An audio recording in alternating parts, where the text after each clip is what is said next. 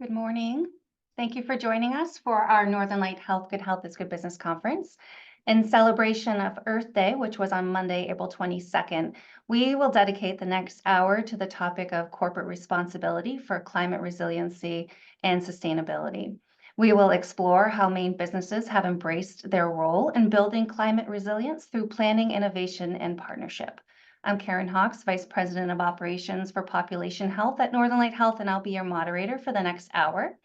Please join me in welcoming today's panelists, Tim Doak, Vice President of Facilities, Sustainability and Supply Chain, and Chief Environmental Sustainability Officer at Northern Light Health, Jennifer Boothroyd, Manager of Environmental Sustainability at Northern Light Health, Jason Donovan, Director of Real Estate Management for Bangor Savings Bank, and Andy Shepard, retired CEO and General Manager of Saddleback Mountain.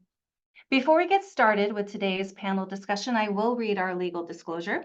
The information presented in this session is provided for educational purposes only and is not meant to substitute professional or medical judgment. Northern Light Health does not know the particulars of your situation, so the information presented today is intended to be general in nature and may not apply to every individual situation. And Northern Light Health and the presenters make no guarantees or warranties regarding any information provided. And now that we have that out of the way, I want to remind you that this hour is intended for you, and we welcome and encourage your questions at any time. Please use the question and answer function, and we'll be sure to prioritize your questions at the end of our hour today. We also want your feedback. I hope each of you will take a few minutes immediately following this hour to answer our quick 5-question survey. Your input directly affects our topics and helps guide and influence our future conferences. So please take a few moments if you're able. It's at this time that I'd like to welcome Tim Doak, our first panelist, who will help lay the framework for today's discussion, while also sharing insights into Northern Light Health's commitment to climate resiliency. So thanks for joining us, Tim. Karen, thanks so much. Good morning, everyone. It's great to be here with my fellow panelists to share a little bit about our response to the changing climate, both in terms of resiliency and sustainability. So this first part is specific to healthcare. But we want to start really with some foundational information. Why are we all here talking about it? And certainly, I think anyone living in Maine and experiencing the weather events of the last 6 months or so certainly understands that things are definitely changing. And so Maine's climate is getting warmer and wetter. Weather patterns are changing, making storm events more frequent and in many cases more severe, both in terms of precipitation and certainly wind, as we've experienced in coastal Maine. Melting ice in the Arctic is changing the salinity of the ocean. It's shifting currents. It's causing the Gulf of Maine to warm at an alarming rate and really faster than most any body of water in the world. With respect to the Gulf of Maine, sea level is certainly rising at unprecedented rate, causing increasing damage during storm events and especially seasonal high tides. We've seen that very much in the last several months. If we think back to last summer, we can all think of times when air quality was impacted by the many wildfires that are now increasingly prevalent across not just the US and Canada, and with prevailing westerly winds, all of that smoke gets blown over New England and Maine in particularly, impacting air quality. I was born and raised in Caribou, and when I was a kid, ticks weren't a thing in Aroostook County and really weren't very prevalent in the entirety of the state, but boy, has that changed. And so we've seen this increase in vector-borne diseases like Lyme, also equine encephalitis and many more things. Now it's common occurrence, and I think last year was the highest incidence of Lyme disease in the state of Maine on record.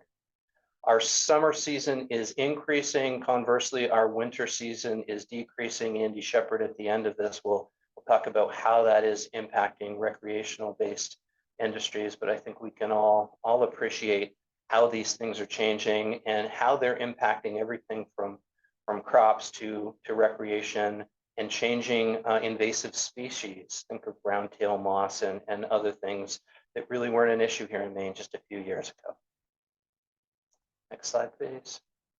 And so if we think about that in the context of healthcare and healthcare's response, when we have framed up the work that we do under climate and sustainability, it's really falling into 3 buckets at Northern Light Health. First is mitigation. What are we doing to not be part of the problem in terms of our production of greenhouse gases.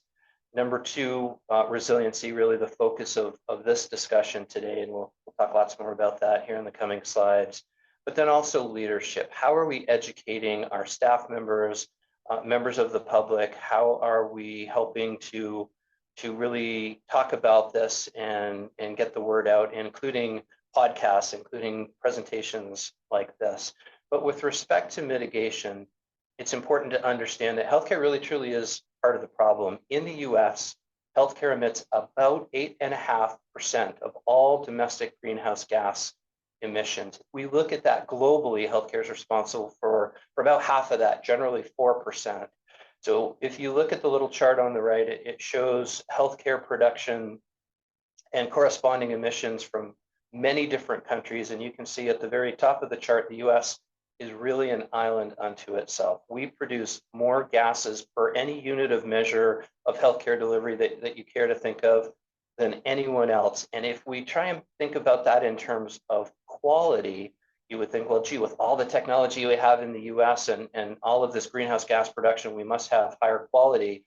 Unfortunately, that's just not the case. And so other countries have figured out how to deliver care that's of better quality than the US, and to do so by producing less greenhouse gas.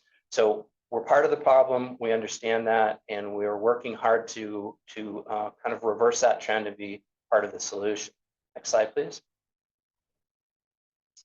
And these are a few of the ways that Northern Light Health is working to tackle this. And we're very proud of the fact that we've been working on this really in a concerted and organized way, really just for about 26 months now. But over that period, we've been able to reduce our total greenhouse gas emissions by about 10%. And we've done that in a variety of different ways. We have about 100 vehicles across the entirety of our system. Many of those are ambulances, but they also include a lot of different maintenance vehicles, courier vehicles.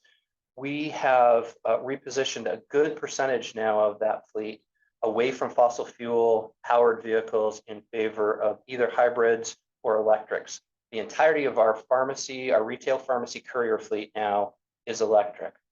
So we've worked on also procurement within this space. About 60% of our purchased electricity is now from renewable sources, mostly solar, and we're always working to increase that percentage. Something unique to healthcare is anesthetic gases, and I know most folks haven't really given this much thought, but the gases that we use in surgery are actually pretty terrible for the environment, and one in particular called desflurane is extremely bad for the environment. It's about 2,700 times worse than an equivalent unit of carbon dioxide. And so lots of good work underway, specifically at Northern Light Health, to reduce and ultimately eliminate our use of desflurane. 3 of our hospitals in the last 30 days, Maine Coast, Mayo, and SVH, have actually completely eliminated the use of desflurane. This is a gas that is typically inhaled. In the OR setting, the body metabolizes about 5% of it. The rest is exhaled, ultimately makes its way outdoors into the environment. So some good work in that. And I think many folks have seen that over the last several months, we've done a lot of work with improving different facilities. Blue Hill Hospital, in particular, a brand new hospital that opened in August of last year. A lot of work also at our Mercy Hospital to consolidate from two different campuses all onto one and one more smaller, more efficient footprint. Really a great success story there in terms of pretty considerable reductions in electricity and fuel use in both of those areas. Next slide, please. And so now if we think about resiliency, certainly hospitals are a little bit unique as we think about various business sectors across the economy in that we never close, right? We're open 24/7. We really need to be very proactive in our planning against climate threat. And definitely the resilience of our buildings underpins that work. And we are always running emergency preparedness drills. We have a very, very robust emergency preparedness program. It is something that is federally required. We take it very, very seriously, and lots of work underway.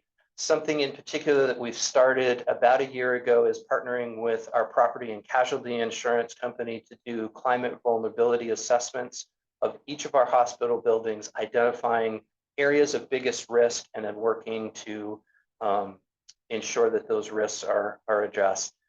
But it's way more than our buildings. And when we get into our next segment here with Jen Boothroyd, she's the primary author of our resiliency plan. She's done some great work. She'll share kind of how we've stepped through that in a framework that is applicable not just to healthcare, but really to any business that's out there.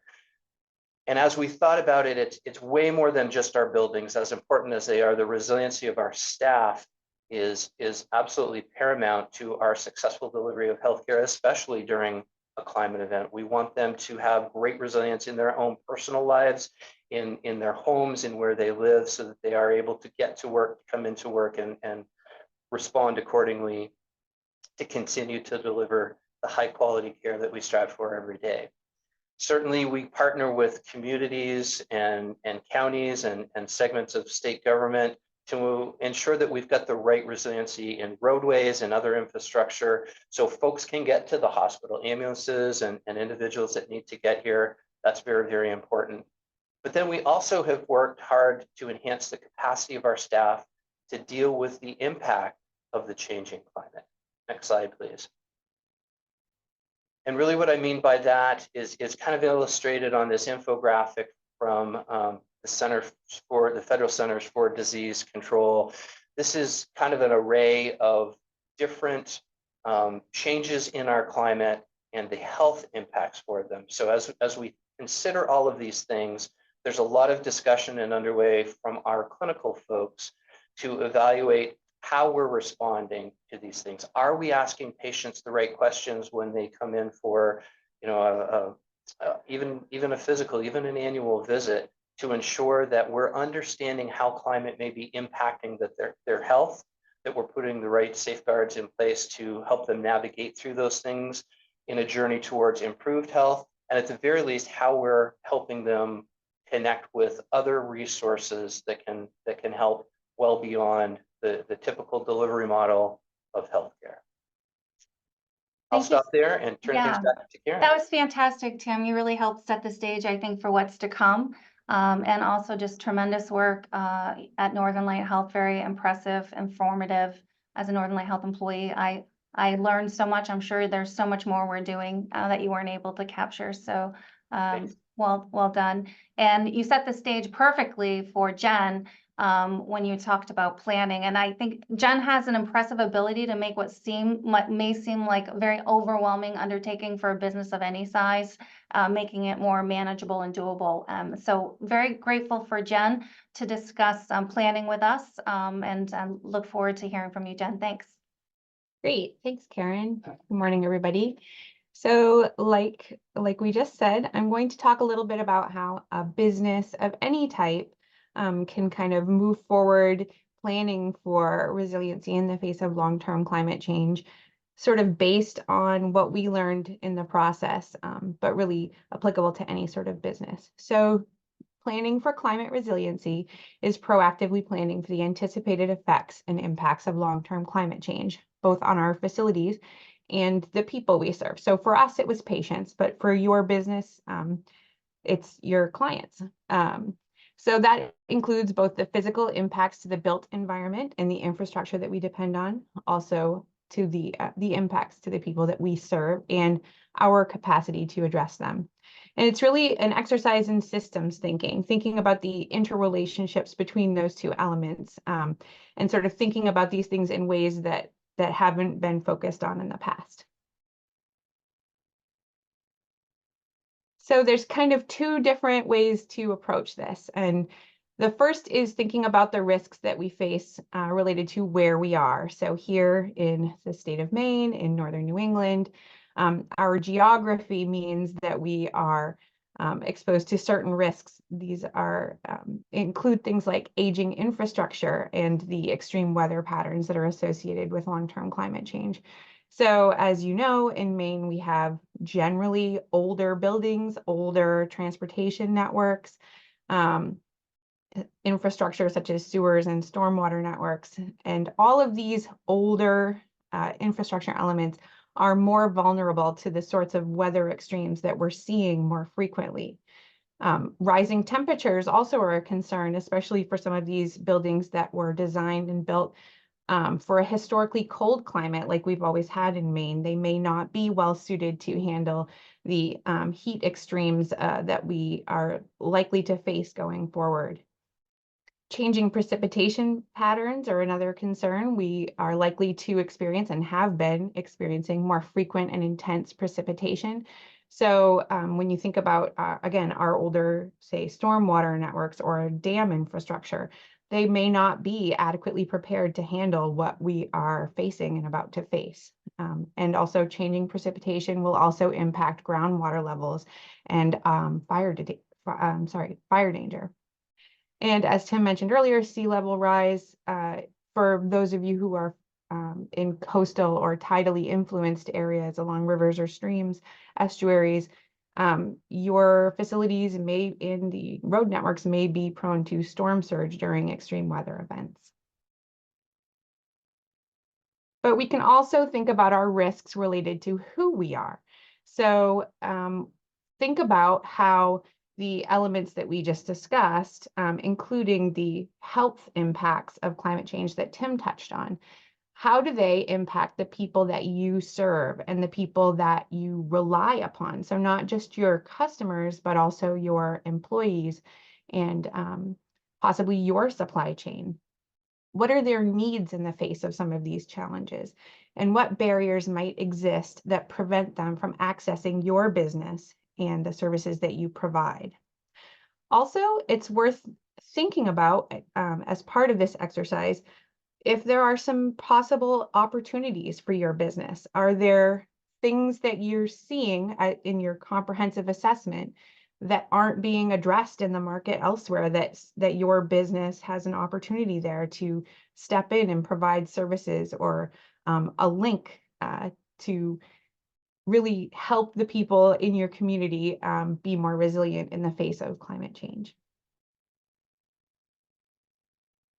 So once you've kind of sat down and thought about these comprehensive risks that are facing your business, it's time to make a plan. So start out by identifying anything you've already set in place. Maybe you've already made some building improvements here or there, or you've added in some redundancy to some of your operations. Has it worked well? And if it has, can it be replicated elsewhere in your business? If it hasn't worked well, why did it not? And can that be easily remedied? And once you've thought about that, think about what's left out there that you've identified that you have yet to tackle. Do you have an idea about what the approach would be here? Do you have a path forward? Do you have colleagues, or do you know of other businesses in the area who have had similar challenges and they found a way to deal with it? So does a model exist, or do you have an opportunity to partner with a colleague or another business in your area that you could work together to kind of overcome some of these challenges that you've identified? And again, what barriers exist? And once you have that list, you can really start to assign costs and timeframes. And this can be as time intensive as you make it, but it'll give you some, even if you're just able to sort of generally assign an idea of how much something will cost relative to something else, or a general time frame, it will help you to do the final step, which is prioritizing how you're going to move forward to tackle your challenges in your plan. So once you've got that all set, it's time to start tackling that list. And it's going to be daunting, likely. These are big challenges. If it were easy, everybody would have already figured it out by now. But it's important that you remember that if you do what you can, when you can, as you can, it will be meaningful and helpful. Any planning and any implementation that you're able to do is better than none at all. Even if you're a little bit better prepared, that's better than not being prepared. Also, keep in mind that there's no reason why this is a static list. Your prioritization is likely to change, and that's natural and it's necessary. Your challenges are going to come and go, and the work will never be finished. Even if you think you've successfully completed, addressed a challenge, a new one will emerge, or a new element will emerge that you hadn't foreseen and that you hadn't been able to plan for. So don't think of it as something that you're kind of just doing and then you're done and you can just, you're done with it. Think of it as an ongoing process and just tackle it as you're able to. Thank you. Thank you so much, Jen. I really appreciated that last comment. I think that that's an important reminder as one undertakes this work. So thank you for reiterating that.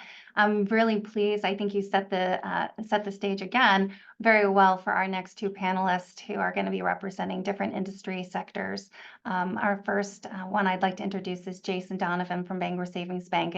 And he's really going to be able to give some concrete ideas that Bangor Savings Bank has implemented to build climate resiliency. So thanks for joining us, Jason. Thank you, Karen. Good morning.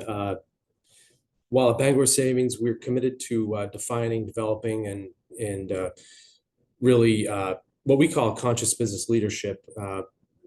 We're committed to that. My slides are primarily focused on steps that Bangor Savings has taken to mitigate climate-related risks. But you'll see elements of conscious business leadership kind of sprinkled throughout. So I guess to start with, business continuity has long been a focus of Bangor Savings Bank. We have, not just for climate-related reasons, but we have a business continuity and disaster recovery manager whose primary job is to make sure that the bank is, prepared for, whatever types of risks and disasters that could occur. One of the things that I wanted to mention to the group that I think is very helpful that almost any business can practice is one of the things that we do is we perform annual kind of cross-functional tabletop exercises to bring these teams together to just kind of practice and hone our skills. It always is worthwhile. It always brings up things that we hadn't thought about, vulnerabilities that we really hadn't considered. So it's a worthwhile exercise that we do routinely, annually. Another thing that we've done along these lines is implemented kind of a mass notification system. And that's something that we've definitely used, especially throughout the pandemic, and just allows us to push out notifications to all 1,200 employees very quickly if we need to, just so that we can minimize disruption to our customers and make sure everyone knows what's going on as quickly as possible.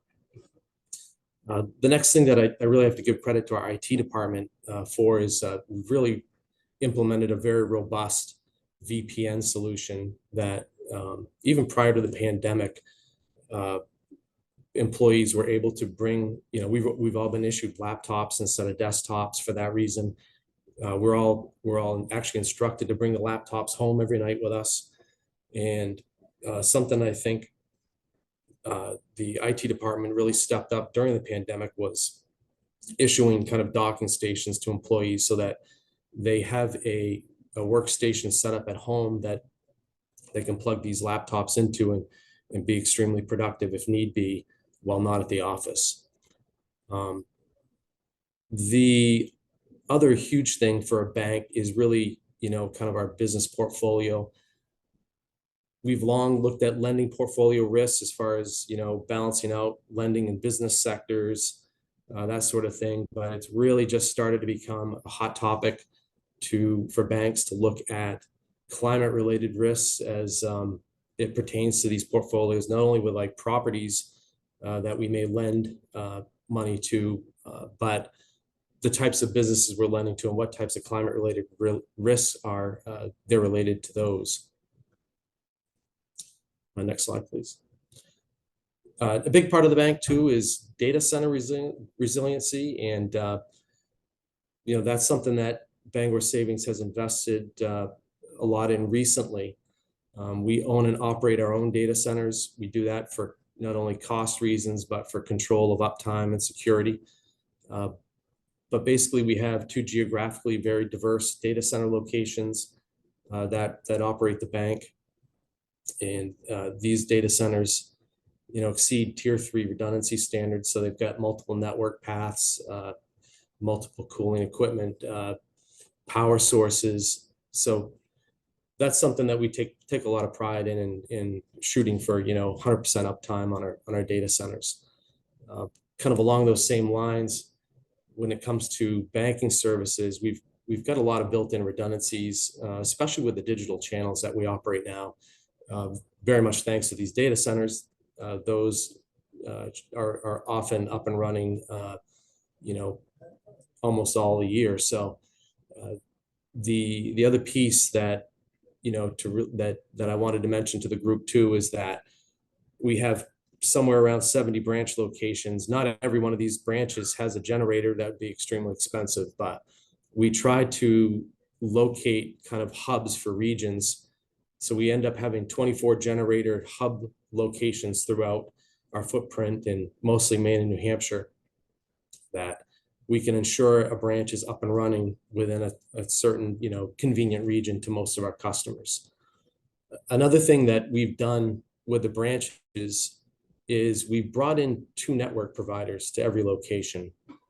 So that if all of a sudden we lose connectivity with our primary network, we have a backup network available, so we can, seamlessly keep that location up and running. Another piece to that kind of geographic diversity is with our call centers. We've got actually 3 different call centers that allows us to take one down if we need to for whatever reasons.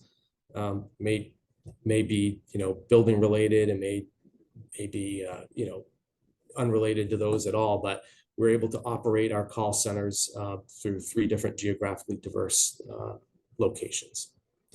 Next slide, please. I wanted to point out just some building design considerations. These aren't all inclusive, but just some things I think that we think about. And one of the primary ones is snow loading. I know we haven't had tremendous snow loads as of recent years, but back, probably around 2012, we had some very extreme snowstorms. We had some fairly light, older constructed roofs that were fairly lightweight, that we really had to keep up on, shoveling snow off, a tremendously expensive and dangerous activity. So going forward, we really tried to, not just meet new code standard, but exceed it. Just so that is not something that we are scrambling to do at the last minute to try to deal with a massive storm that could be coming in. The other thing that we have increasingly started looking at is wind loading. And you can see in the picture in this slide, that's an engineered tie down point that happens to be on a piece of critical data center cooling equipment on a roof. So that's certainly one that we want to make sure doesn't move anywhere.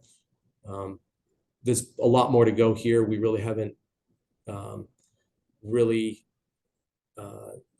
delved into wind as far as hurricane type ratings or anything like that at this point, but I think there's more that we need to look at in terms of wind.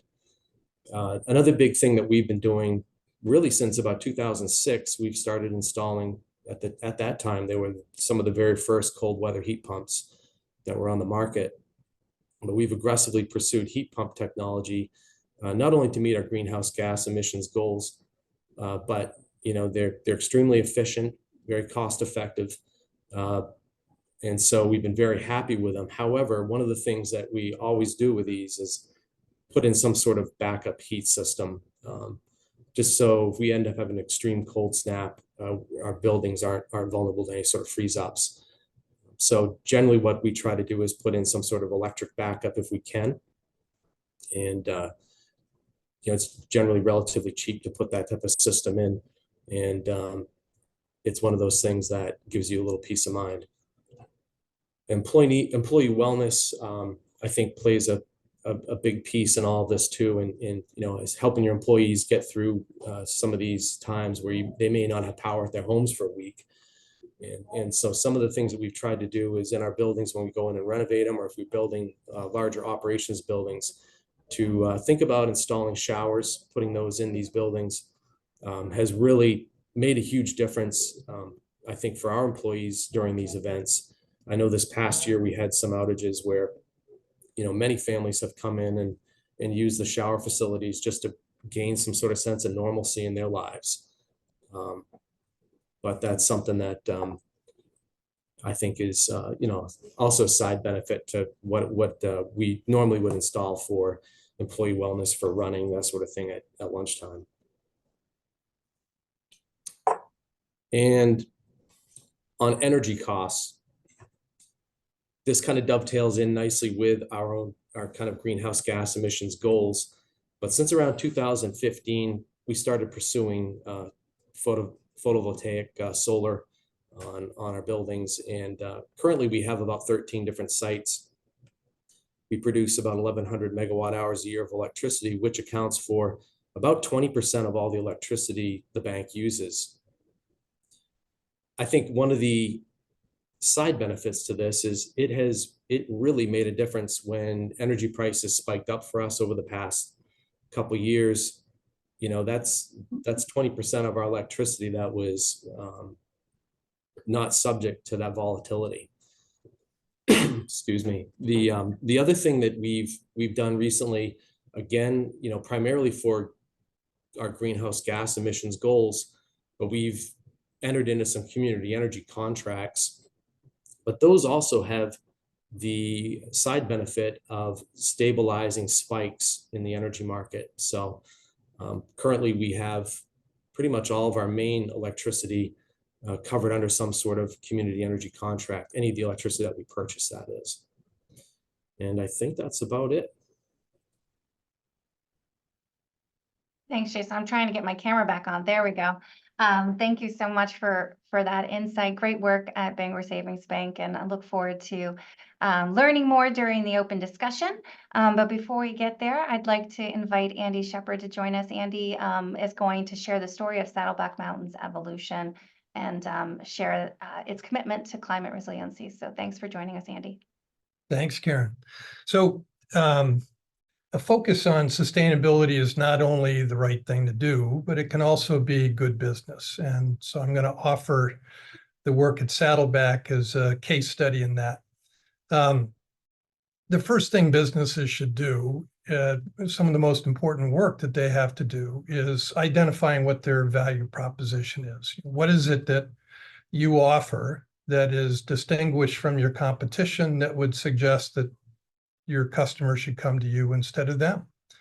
So when I took over Saddleback, that was some of the first work that we had to do. And actually, it took us 3 years to buy the mountain. So I had 3 years to plan. And if anyone has been to Saddleback or to Rangeley, Rangeley is in the Western Mountains, beautiful mountain terrain. Also some of the best fly fishing and boating waterways in the world. And it's been a destination for kings and queens and presidents for 160 years. So it's a remarkable recreation destination, a remarkable environment. And that became the focus of my value proposition, that what I wanted Saddleback to do was to stand out as the East Coast version of Sundance Mountain. Essentially that Sundance was developed by Robert Redford in the 1960s. He was a big alpine skier, but was also an environmentalist before that was really a thing. And he was aware of the fact that alpine skiing and environmentalism were at dramatic conflict to one another. He wanted to show that you could develop a ski area that was in harmony with the environment. And I've been inspired by that through my career. So Saddleback was an opportunity to really paint on a new canvas. Now, the mountain had been there for a long time before we took it over, but it had been closed for 5 years. So there was an opportunity for us to reinvent ourselves, if you will. Given the fact that it's a beautiful natural environment, it has a robust habitat for a lot of animal species. I thought that that was our opportunity to distinguish ourselves. So some of the first calls went out to the Maine Audubon, to the Appalachian Trail, to Trust for Public Lands, the Nature Conservancy, to say that we were going to have to develop that mountain. But what would distinguish us was not that we developed, but how we developed. And I wanted to do that in partnership with those organizations. And we have partnered together. So one of the first things we did was build a 50-acre, 5-megawatt solar farm. Alpine skiing is very energy intensive industry. And I wanted to make sure that we were offsetting some of our activities with the most renewable energy possible. So we did that. We bought 2 eco-diesel groomers, which use 40% less energy than the traditional groomer. There were 2 of them sold in North America in the last 3 years, or 4 of them sold in North America in the last several years, and we own 2 of them. I'm very proud of that. We put in 12 EV chargers at the mountain, and the entire alpine industry in Maine up to that point had 9. So we more than doubled the number. And what we're finding is that even is short selling the need. We're probably going to need 300 of those things in the next 4 or 5 years. All of our new development has been exceptionally energy efficient, focused on being as sustainable as possible. And we built a mid-mountain lodge at 3,600 feet of elevation, and we partnered with, and we built it in the middle of Bicknell thrush habitat, and we built it in partnership with Maine Audubon. So we looked at strategies for safe glass. I wanted people in this restaurant to be immersed in the beautiful environment and with the beautiful views. And a lot of these mid-mountain lodges are more wall than window to try and be as energy efficient as possible. I wanted to make sure that people were experiencing the environment that they were in and not protected from it. So it's almost all glass walls. And we developed some glass strategies that would protect the birds, but would also allow our guests to be able to see what was around them. We also built a natural roof, a live roof. So it has native grasses, native low bush blueberries for habitat for the birds. And when you're on the Appalachian Trail up above, it looks like a natural feature. It just blends in. So when you do these kinds of things, you want to make sure that, first of all, the customers out there are very savvy. They can tell the difference between a marketing strategy and core beliefs. So I wanted to make sure that everybody on our organization bought into this as our core belief, that this is our organizational ethos, our core ethos. And make sure that our marketing strategy reflected that. What we've found is with this approach, we have, in fact, distinguished ourselves from the rest of the ski industry, certainly in the East.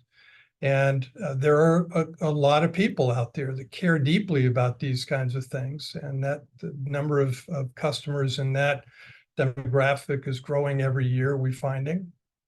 And as a result, Saddleback is on track to hit what were some very aggressive growth numbers for the mountain.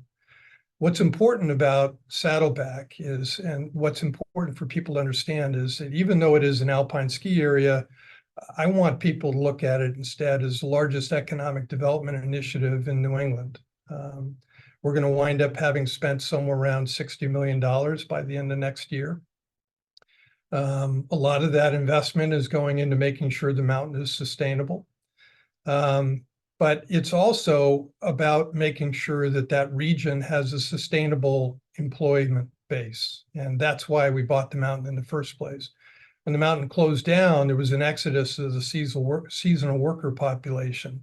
And this is all about reconstituting that population, making sure that we can attract people back to the area, and then addressing those challenges that we would face and not only bringing people back, but allowing them to stay there. So We're also focusing on employee housing. We just opened a $10 million Saddleback house last fall that can house up to 80 people, 80 of our staff, right on the mountain.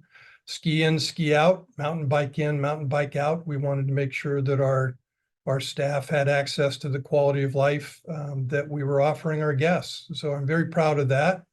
We're also trying to expand the healthcare services in the region. We're focused on supporting the development of a child care center in Rangeley for the community. And any other initiative we can lean into to try and make Saddleback more sustainable, but Rangeley more accessible for seasonal workers as well. So that's my story. And I think it's really important that we give as much time to those people listening to ask questions as possible. And thanks for listening. Thank you, Andy. I really enjoyed hearing that. And I look forward to the open discussion and encourage the audience to ask more questions from these panelists. They have so much information and knowledge to share. So at this time, I'd like to invite all of the panelists to turn on their cameras. And I'm going to, again, invite the audience to ask questions using the question and answer feature.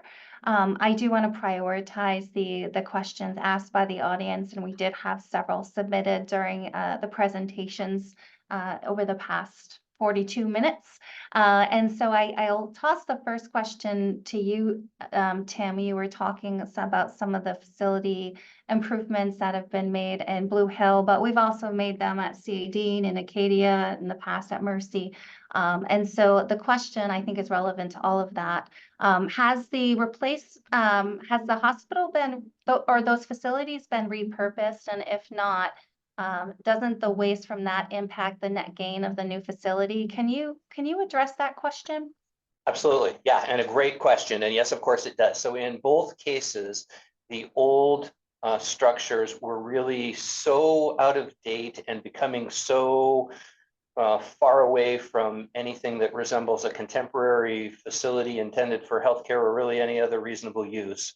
The decision was made to tear them down in both cases. Now, does that negate some of the benefits of the new structure? Yes, because there is some embodied carbon in it. However, we did repurpose most or all of the materials that we could at Blue Hill, and we'll be doing the same thing at C.A. Dean when that is torn down later. And so as an example, all of anything that was metal was sorted out and brought to recycling centers. So 100% of metal, the framework and steel studs and things of that nature, old HVAC equipment or ductwork was sorted out and recycled. 100% of the concrete and masonry from that building was actually crunched up into small sized pieces on site, mixed with soil, and provides all of the necessary fill to bring the site up to grade against the new building. And so it was a savings in terms of importing new fill material for that. Certainly was a good and beneficial reuse for the other material. So those are just some examples. Great, but that's obviously part of the planning process now at Northern Light Health, is how to then handle those, I would say, dismantling or, waste that's developed as a result of your projects. It absolutely is. And we truly try and recycle, reuse just as much as we possibly can, recognizing not everything can be. Great. Thank you so much, Tim, for answering that question. And the next one I'm going to throw to you, Jen, but I also encourage any of the other panelists to chime in based on their knowledge of what's going on in this space across the state. But Jen, we did have a question, first a comment that this person was glad to see mental health challenges was listed on the graphic that you shared. But I will also note that both Jason and Tim and Andy certainly alluded to this as employee wellness, right? And wanting to support our employees' health. Are we looking at nutritional needs as crops and fishing industries may face major changes from climate change? That's the question.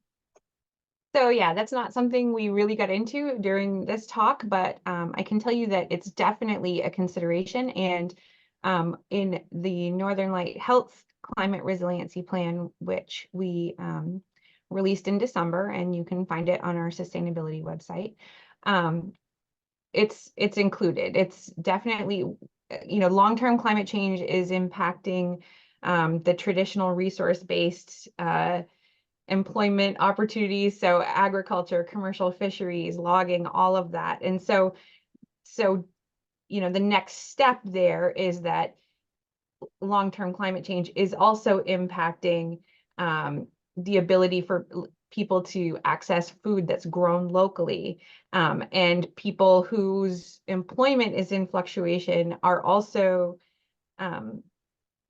their ability to access the food and nutrition that they need is also sort of rolled into that. So all of those are considerations that are tied to climate change. And so for our organization, because the health of our patients is our number one priority, and we understand the relationship between nutrition and health, that is part of our overall concept of planning for resilience in the face of climate change.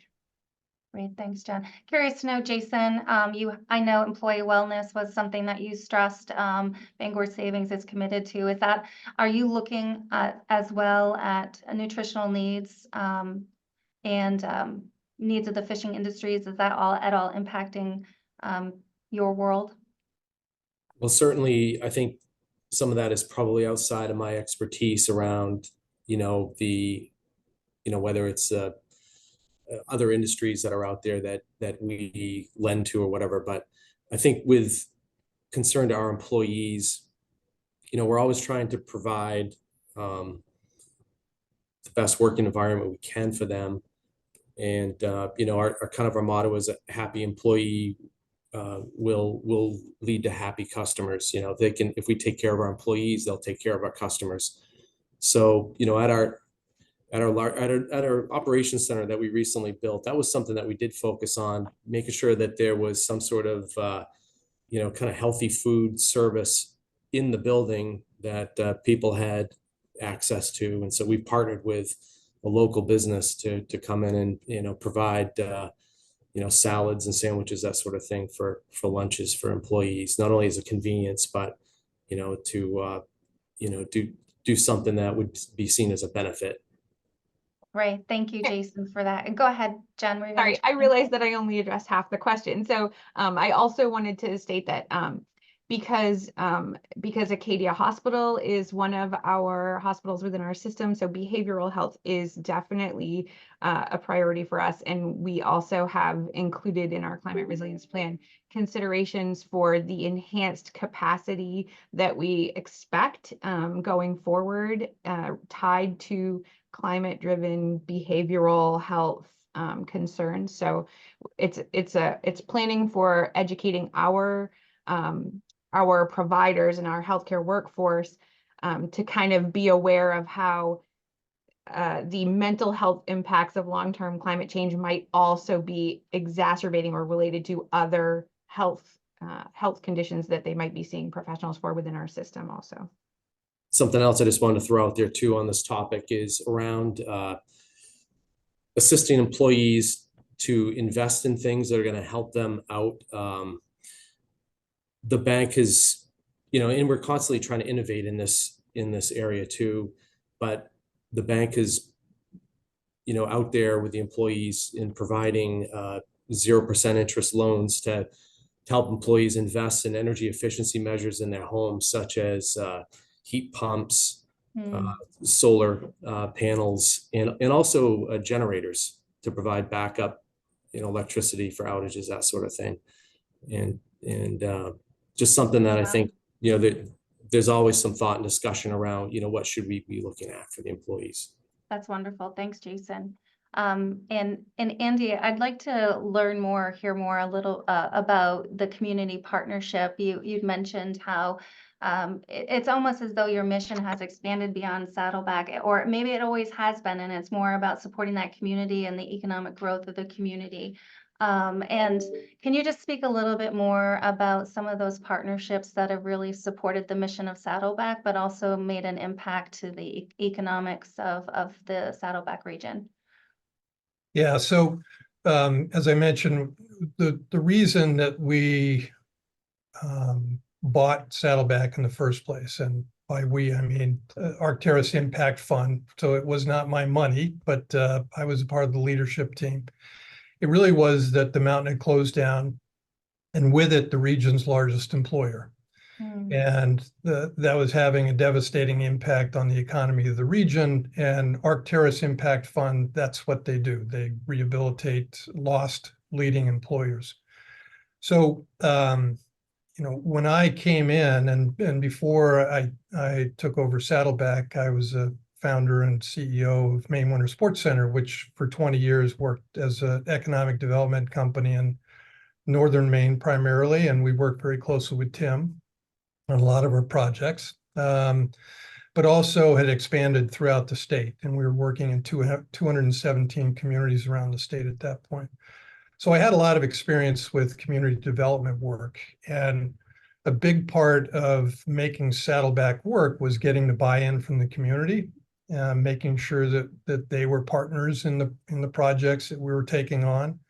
So the child care center, the healthcare center, those are not Saddleback specific initiatives. Those are initiatives that Saddleback is engaged in because they're critical to sustaining a quality workforce and attracting and retaining a quality workforce. So we've worked closely with, in the region that we're in, there's Franklin Memorial, which is a Maine Health hospital. The facility in Rangeley itself is a part of Health Reach. And we've also partnered with Harvard Pilgrim and a number of other companies to try and figure out a new model for rural healthcare. And so that's been a critical part of this. Then the child care center, one of the most critical aspects of sustainability for communities, now this is not environmental sustainability, but community sustainability, is access to childcare. Rural communities don't have the population base of urban communities. So you need to be able to leverage the full population in the workforce. And a significant percentage of the workforce in our area either had to step out of the workforce or was severely limited in their hours because they didn't have access to quality childcare. So what now is access to 12 childcare slots from Monday to Friday, 8 to 4:30, which does not meet the needs of the workforce in our area. This new childcare center, and we've gotten some federal grants and state grants, about $2.5 million, and including local fundraising. We have to raise another $750,000 to get this project going, but we'll have 75 healthcare slots. And we've partnered with the local school, so it'll be right next to the school, creating great synergies with the school population, but also, with the student population, but also with the teachers and administrators.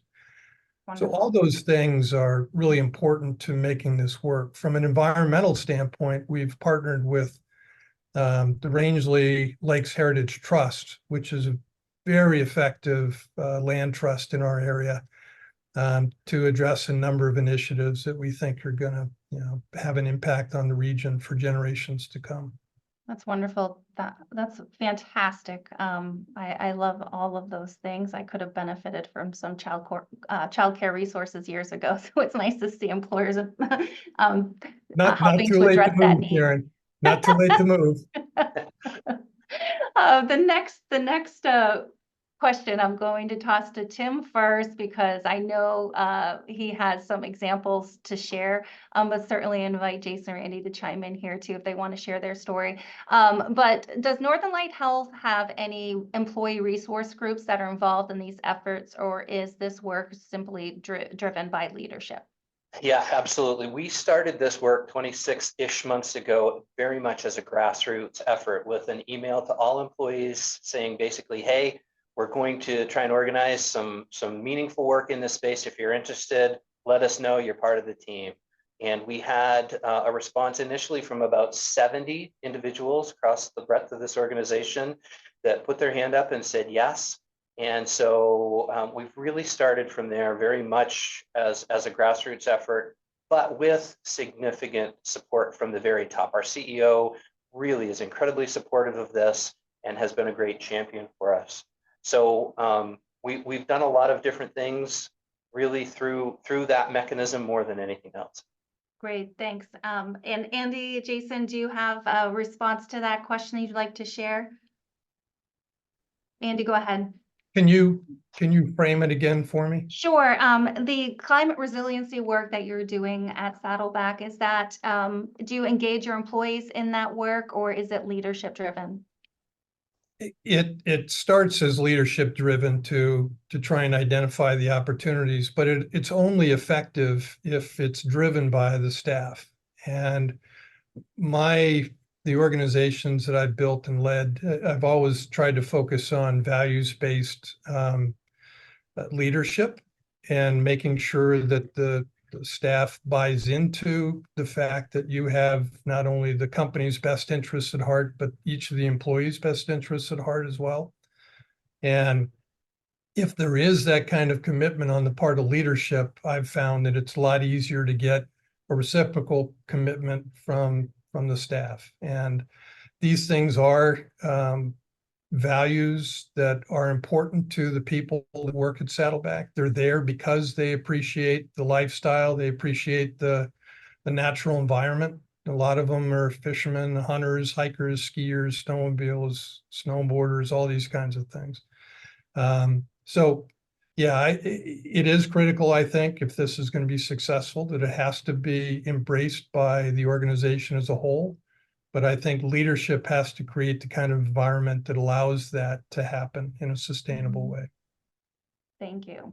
And I would say similarly, at Bangor Savings, we've just kind of started formalizing this whole conscious business leadership as I guess, a kind of cementing it as part of the institution. I mean, a lot of these things are things that we've been working on for years, but without necessarily the focus that conscious business leadership is going to provide it.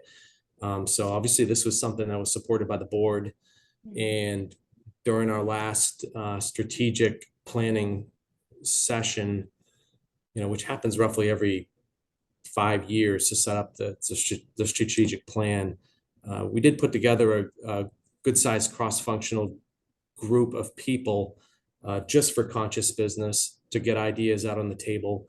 And those folks then went back and held meetings with their own departments and groups to get further ideas. And from that, we kind of boiled everything up into a document that we're using to set some, fairly focused targets for us to try to achieve, over the next 5 years and further.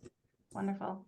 So I think a consensus is that there's leadership buy-in and support and leading, right? But employee engagement is critical, and it sounds like all three of you have that. Jason, I am going to throw a question out to you. It will have to be a concise answer, but I don't want this one to go unasked. Your data center resiliency, does this include electricity consumption and the GHG emission related to the data center's use? And that is language I don't understand, but I'm hoping that you understand it and maybe can answer it.